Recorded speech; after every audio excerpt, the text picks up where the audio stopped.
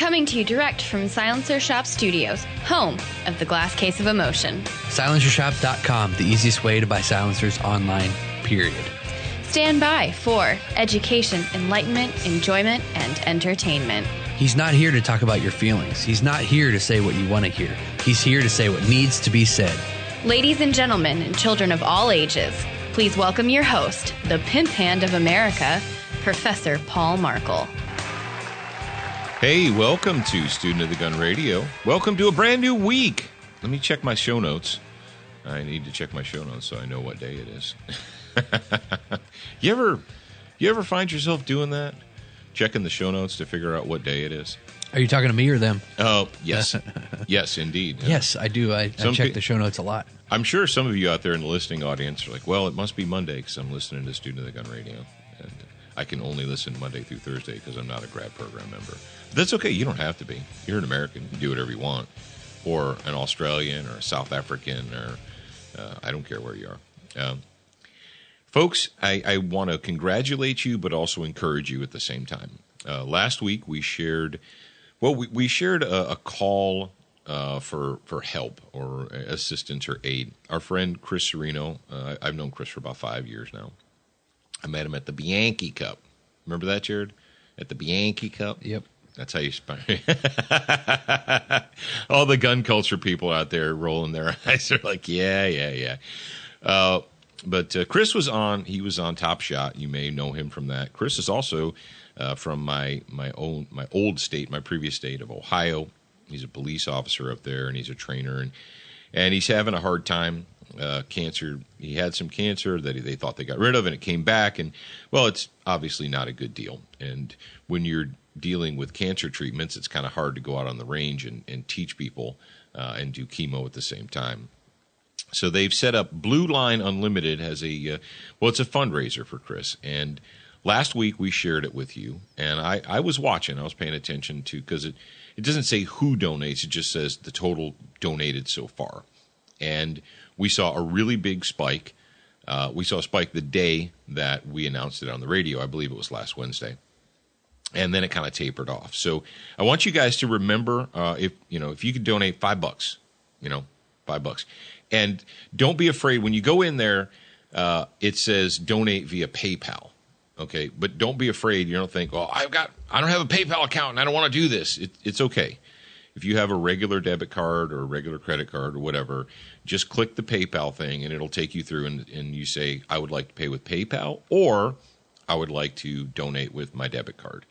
And after you do that, you're going to get a little receipt that says from Blue Line Un. So never fear, okay? I just wanted to make sure that you guys were aware of that. And I want to thank everybody in the Student of the Gun audience that went in and did that, that helped him out.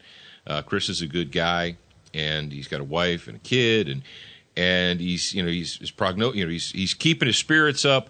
But as you can imagine, it's kind of hard to run a business, to be an independent business person and do training and go through the ravages of chemotherapy at the same time. So if you feel it in your hearts to support one of our own, then rock on. All right, it is Monday, and because it is Monday, well, we've got a SWAT Fuel Warrior of the Week for you guys today. And if you want to be the Warrior of the Week, it's super easy. All you have to do is call 682-207-7684 and leave your question. Or if you're one of the slick cats that has the Student of the Gun mobile app on your phone, whether your iPhone or your Android phone or whatever you're using there, you can just open up the Student of the Gun app and you can tap the little icon that looks like a phone, and it says Warrior of the Week line. You tap that. You leave a question. Now, remember, a question is not a 3,000-word manifesto. A question is one sentence with a possible follow-up sentence. And if we choose you, then you will be the winner, and you will get a free bottle of 9mm plus P from our good friends at SWAT Fuel. Now, Jared, tell the winner what he needs to do in order to get his free SWAT Fuel. Well, you need to email Alex, ALEX, at studentofthegun.com. Send her your name, your mailing address, your phone number, and include your email address typed into the body of the email. Now, if you want to become one, don't forget to call 682-207-7684, and then you can follow Alex's prompts from there.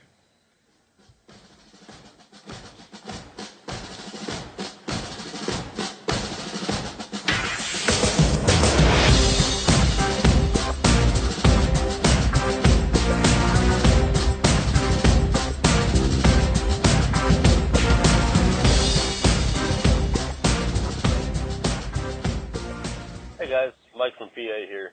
I was wondering what you guys have, as far as optics go, set up for your home defense weapons and what you would suggest. Thanks. Bye. Excellent question, Mike from PA. Jared, you notice that people from Pennsylvania are probably I don't know, help me out here. Does anyone else in the United States of America say that they're from, when they identify their state, do they say the two letters? They say the abbreviation out loud? I can't think of any off the top of my head. People from Pennsylvania say they're from PA, right? But like people from North Dakota say, like, I'm Joe from They're from ND. I'm ND. They have NDs. They don't want to be from ND. You're like, I don't know. I'm Paul from MS. Now, people in Missouri, they say that they're from Mo. Do you think North Dakota has Springfield Mo? Do you think North Dakota has the highest birth rate in the country? Because they're ND. Yeah. You're a dummy. I don't know. I just thought that was kind of interesting. People, you tell me, all you Student of the Gun listeners, do when you tell people what state you're from, if you're not from Pennsylvania, do you say I'm from Ithaca, NY, or from ME? I'm from ME. Mike, I'm going to answer your question right now. Home defense guns. All right, let's be serious here. If you have a home defense gun, you're probably not going to be taking a 100-yard shot. And if you are taking 100-yard shots, it's probably not home defense. It's probably like ranch defense or something like that. You're way out there. So home defense, you're probably going to be taking, a shot anywhere from 5 feet to 15 yards, maybe 20 yards max. So you do not need a magnified optic on a home defense gun. Now, you can do anything you want. I mean, dude, you can put a variable night force 5x20 on there if you want. I don't care. But I'm going to tell you this. If you use a magnified optics slow you down. What do you mean? Yes, they do. They slow you down. It takes an extra amount of time to look through the magnified optic and find the target in it because your field of view is restricted and so on and so forth. The reason you would want to put an optic on, a glass sight on a home defense gun is not because you need to shoot at distance, because you need to shoot in varying situations, such as darkness or heavy shadow, or you're shooting at targets that are moving or moving around, or you need to define the target or the aiming point. For instance, if you have a standard, let's say you have a black rifle of some sort for a home defense gun and it has standard iron sights on it. What I want you to do tonight, or heck, it's your house, you can just turn the lights out.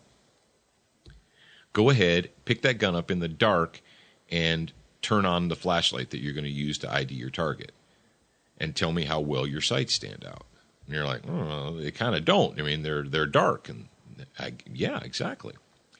So if you put something like an Aimpoint T1 or any kind of micro mini red dot or what have you, if you put that on there, now try it. Put the red dot on there, turn the light on, you're like, oh, well, there's a bright red dot in the middle of the thing I want to shoot. Bingo. That's exactly why you do it. Now, the great thing about high-quality optics, for instance, and Aimpoint doesn't sponsor the show, but they make good stuff. And if they make good stuff, I'm going to acknowledge them. You take the micro T1, you turn it on the middle setting, like 6 or 7 or 5. I'm not sure if the T1 has, it's something weird. It's like 11, 11 instead of 10 or whatever.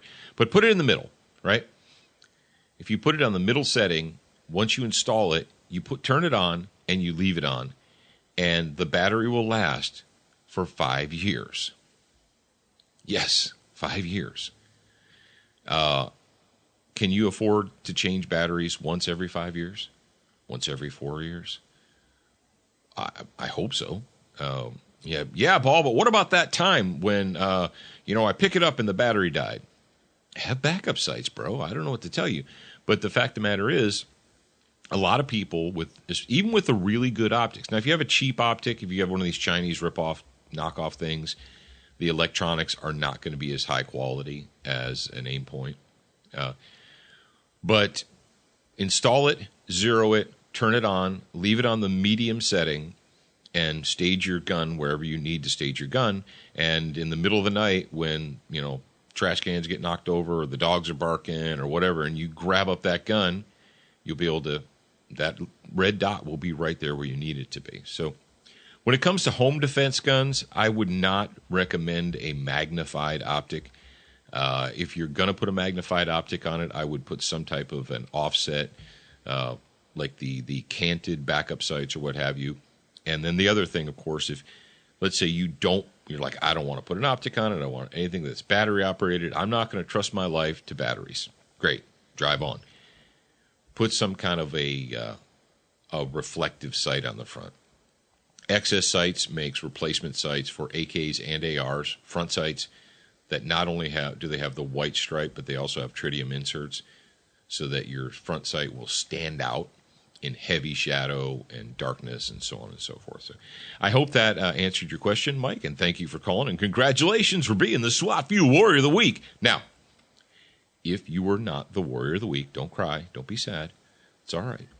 You can still save some money by going to SWATfuelstore.com, and in addition to, I want you guys to use the promo code SOTG 2015. And when you do that, you're going to save some cash. Jared, did you see that the SWAT Fuel store and the SWATfuel.com that has been updated and upgraded? Did you see that? No. If you guys have not gone to the SWAT Fuel store or SWATfuel.com here lately, you should, because they've upgraded and it looks much better now. I think it's more user-friendly. And if you, and I know a lot of you, hundreds if not thousands of you, listening to my voice right now at this moment in time, you have used SWAT Fuel because you write us Facebook messages and you tell us. Go to their, if you have the time, and I think that you have the time, you're listening to me right now, go to SWATfuel.com or SWATfuelstore.com and leave them a review. That would be a cool thing for you to do. Attention, new listeners. We produced a free training video series called 7 Training Tips That Could Save Your Life. We want you to have access to this life-saving information. Get instant access now at studentofthegun.com. Do you watch Student of the Gun TV, read the blog, and follow us on Facebook? If you answered no to any of those questions, you are wrong, but you can easily fix yourself. Go to studentofthegun.com to find everything SOTG. Did you guys watch Friday's Morning Mindset? You didn't? Why? Why didn't you watch? Were you doing something? Have you been doing something all weekend?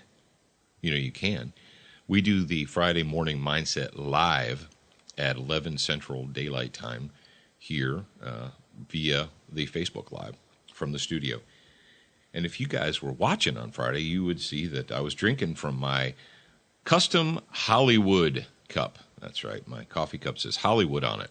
Now, many of you out there who are not grad program members, you're forming suppositions in your head right now. And you're creating your own story about why Paul Markle would have a cup that says the word Hollywood on it. Are you that arrogant? Do you think you're a Hollywood star? No. That's grad program people know. They know the Hollywood story. Those who are not in the grad program don't know.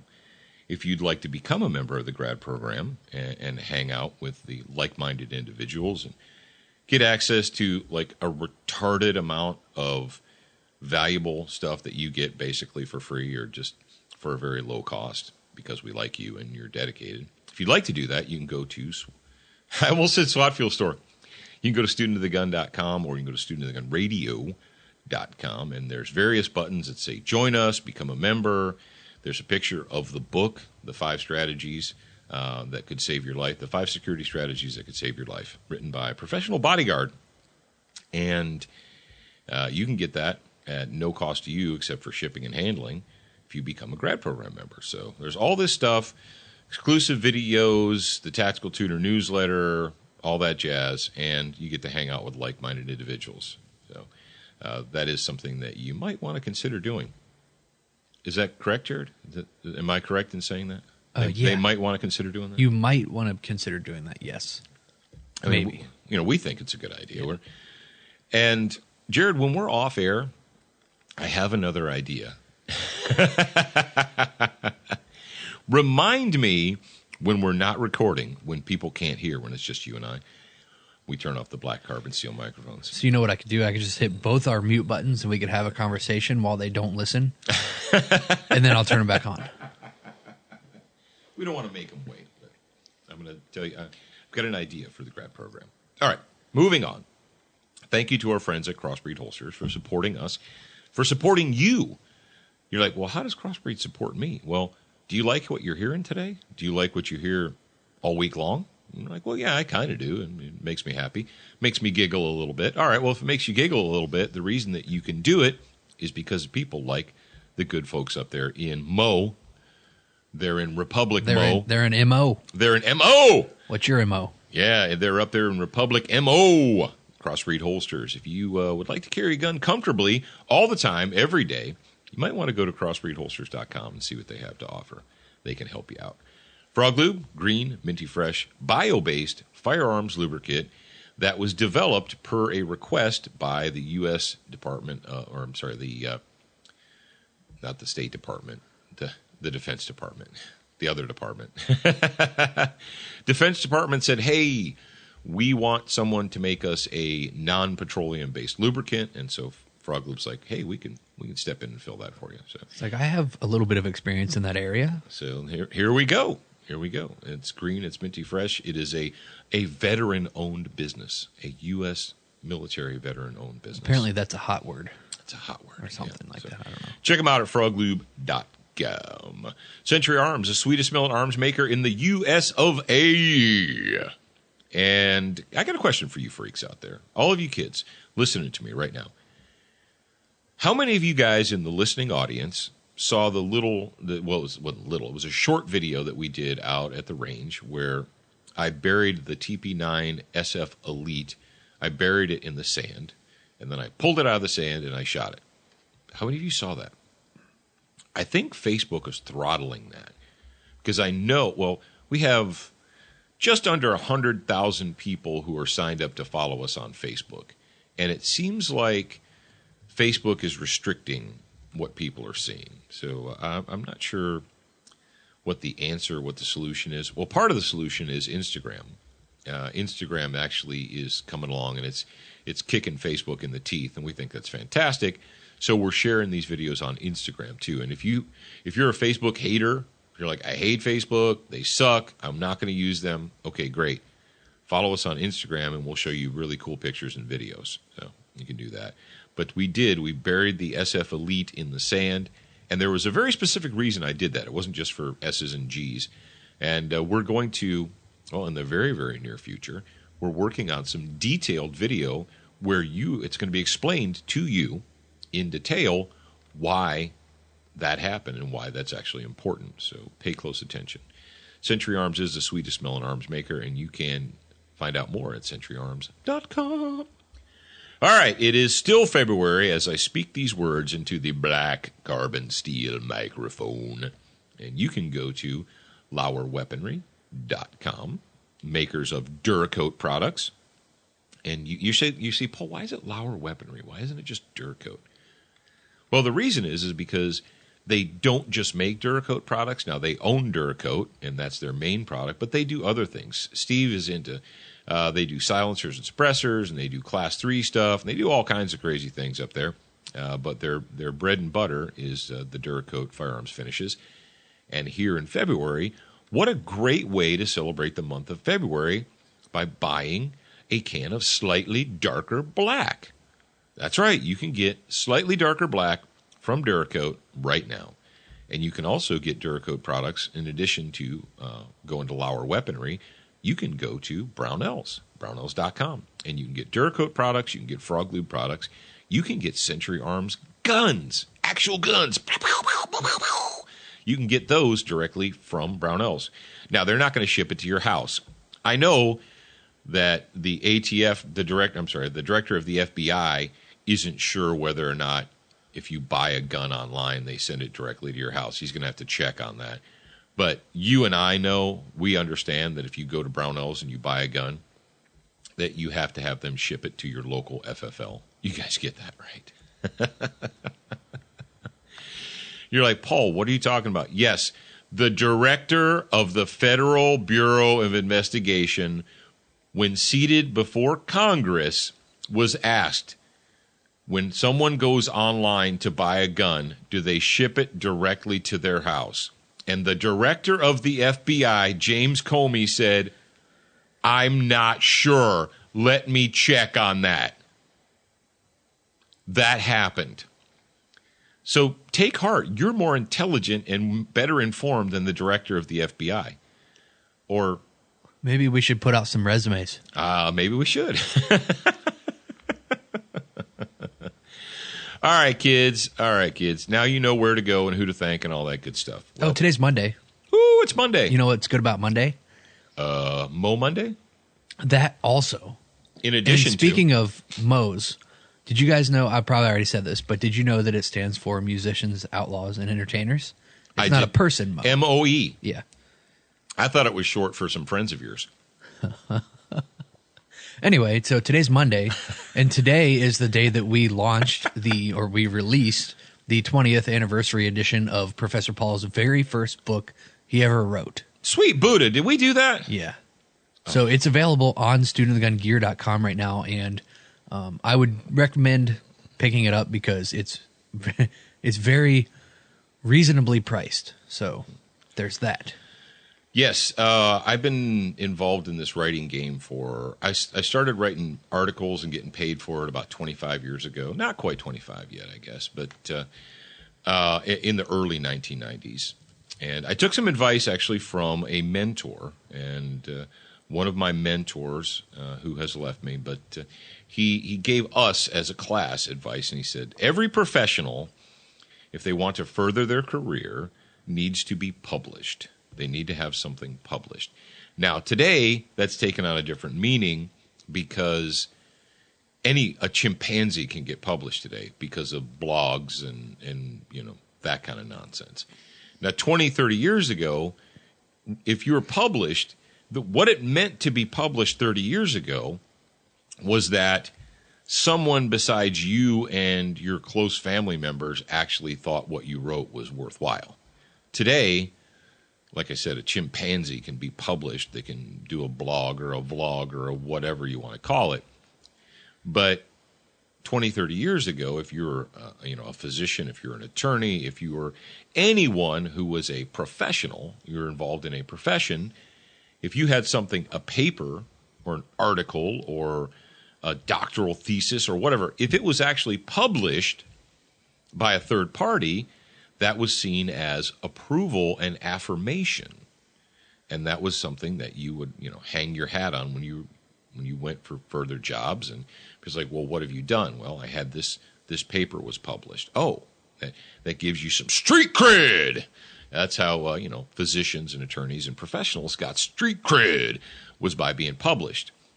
So, one of my mentors said, hey, if you want to be a professional, you need to be published. And so I took that to heart, and I started putting stuff out. And all these years have gone by, and now it's 2017, and it's been 20 years since the book. The book was called Have Passport, Will Travel, Field Notes for the Modern Bodyguard. So what was, other than to become published, why did you write that?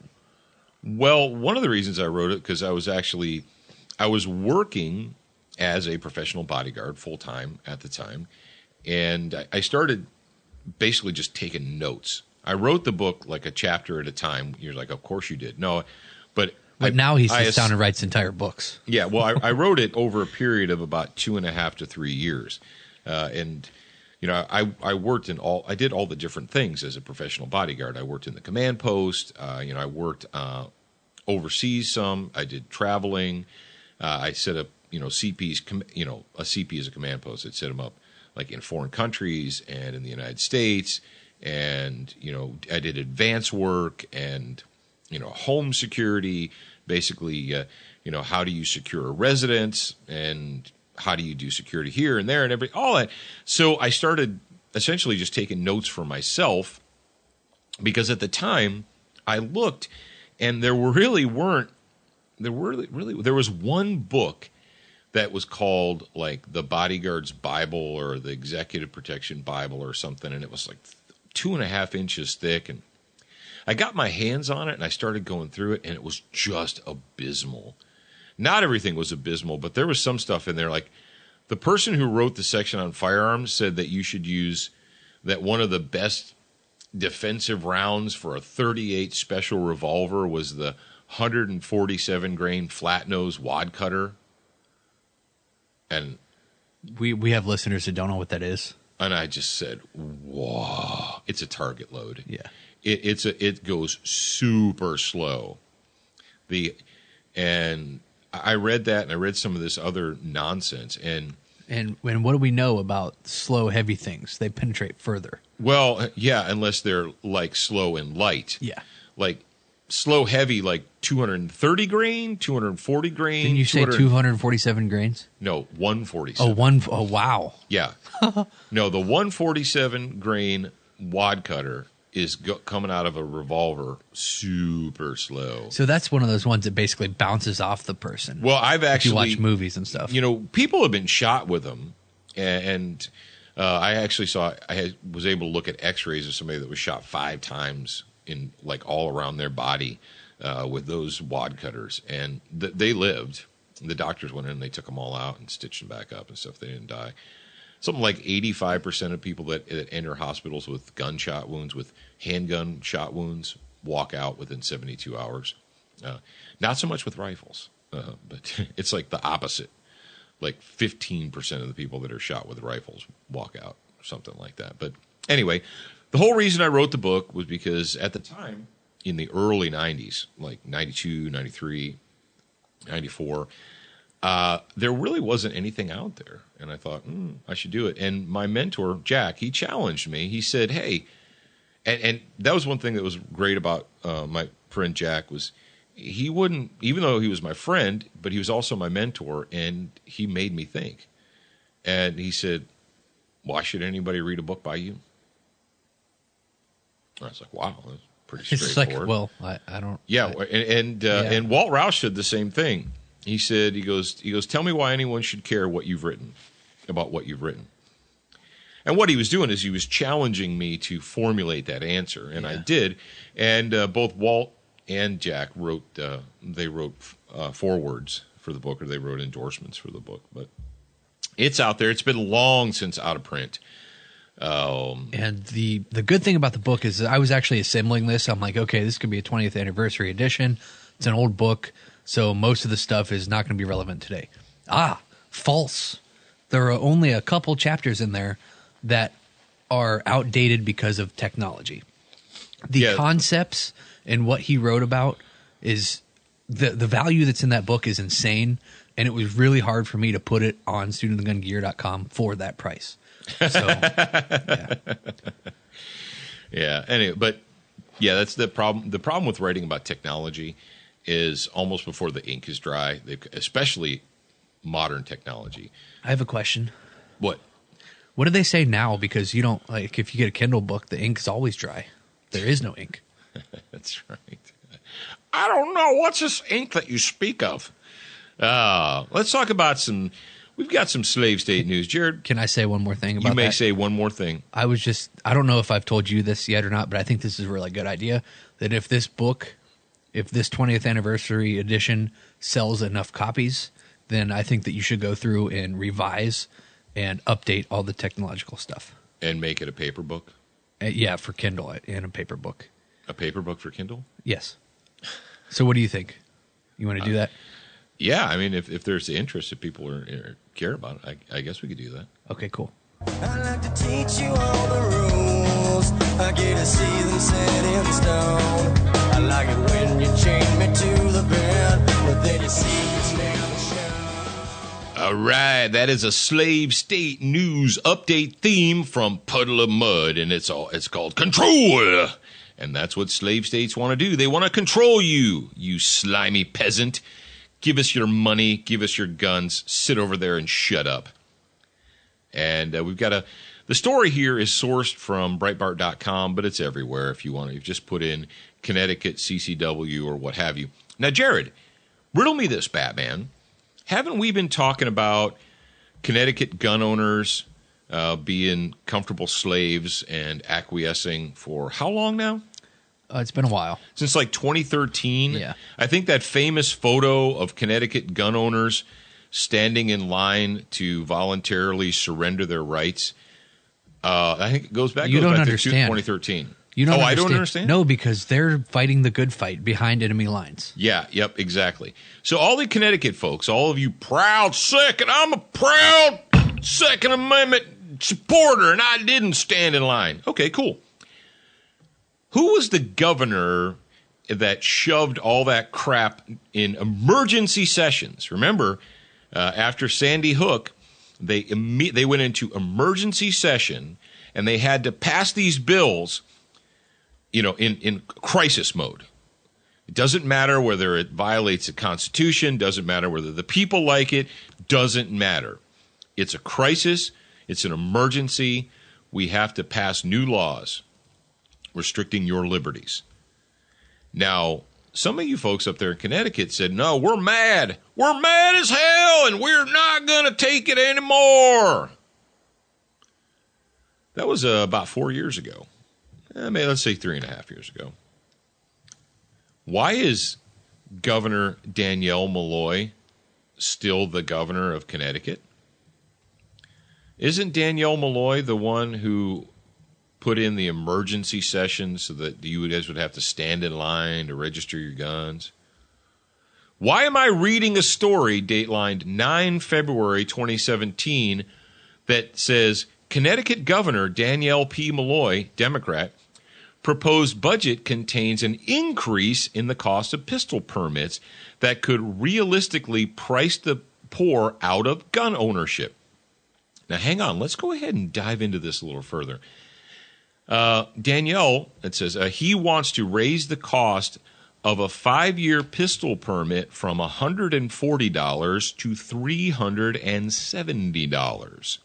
It's more than double for all of you who went to public schools, while simultaneously increasing the state's take from $70 per permit to $300 per permit. So it only costs them administratively. The total cost to administer the process is $70. They charge $140. They make a $70 profit for charging you to exercise your constitutional rights. Now they want to make a $300 per gun owner profit. According to the New Haven Register, that's the story that's sourced for this one, Malloy's goal is to bring an additional $9 million to the state annually in an effort to help address the $3.6 billion deficit they're currently facing. So, all of you proud Second Amendment supporters up there in Connecticut, your little sissy boy governor has decided that he's going to balance the budget deficit on your back. How's that make you feel? How's that fight behind enemy lines going? All you Connecticut gun owners who are fighting the good fight behind enemy lines. And you don't understand. You need to shut up. You need to shut up down there and quit telling us what to do. We got it under control. It doesn't really seem to me, as a person from the outside looking in, that you got it under control, Connecticut. Sorry. Maybe I'm missing something. Jared, do you think I'm missing something? You might be missing something. I don't know. It says Danielle wants to raise the price of Connecticut residents have to pay on background checks for gun sales and transfers. The current price is $50, and he wants to raise it to $75. Wow.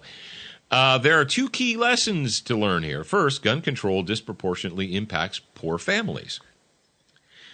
So how many people out there do you think have let's say you are a fixed income family, do you have an extra $400 laying around to get a permission slip to go down and get the government permission slip? Well, a lot of people probably would say no. A lot of people, if they're on a fixed income, $370 is it's a significant chunk of their monthly income, and they just can't afford that. There are two key. It says, you can see this in Chicago. Breitbart continues, and this story is from AWR Hawkins. That's our friend R. Hawkins up there. It says, you can see this in Chicago, where gun control and the vestiges of gun control have resulted in the existence of killing fields, not in the affluent neighborhoods on the city's North Shore, but in the poor neighborhoods on the South Side. But even without such examples, readers can see that increasing the price of a pistol permit from $140 to $370 takes a bite out of the disposable income and will immediately cause poorer households to forgo protection of gun ownership. And secondly, Malloy's push to increase the price shows the danger of allowing governments to put permits in place to begin with. Now, I'm going to say something to you freaks out there. We shared this story via social media, and some folks out there said, well, it's just inevitable. This is inevitable. All the states are going to do it. No, listen to me. Listen up, freaks. This is not inevitable. For those of you out there who just throw your arms up in surrender and say, well, that's what you get, and expect to see this nationwide, that's not inevitable. Quit being a defeatist. As a matter of fact, I'll give you a fantastic example.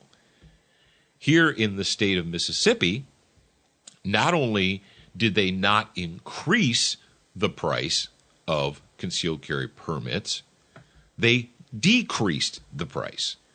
When they went through and they pushed it's actually been an incremental process. They went from,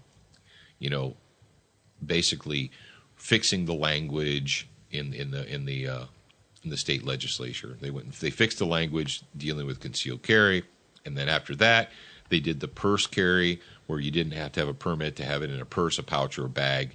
Then they took another step, and they're like, you know what? Constitutional carry. If you can legally own a gun in the state of Mississippi, you can legally carry it. But if you want to carry a gun next door, you want to go to Alabama, you want to go to Louisiana, Tennessee, whatever, if you want to travel and you want to have reciprocity and be a bona fide, certified good guy as you travel, you can get a Mississippi concealed carry permit. And they reduced the overall price for initial and renewals. So it's not inevitable. This isn't something that you just have to take. And that's what, Jared, I think of all things, that is what frustrates me the most about this kind of news, is that we have people in the United States of America that are citizens who have said, well, there's nothing I can do about it, and it's just inevitable. It's just going to happen, and that's just the world, the way the world is, and we just have to get used to it. No, you don't just have to get used to it. Here's what you need to do, America. Now, if you're listening to me in Europe, I don't know how you find your balls in Europe, but good luck. But in the United States of America, here's what you need to do. Take a moment, check between your legs. Is there like a soft patch there, or do you have testicles? Oh, you do have testicles? Then act like it. You're in Connecticut, Massachusetts, New York, New Jersey. You're a proud Second Amendment supporter. Check between your legs and tell me where your testicles are. And Connecticut, I'm not going to let you off the hook. You're not getting off the hook.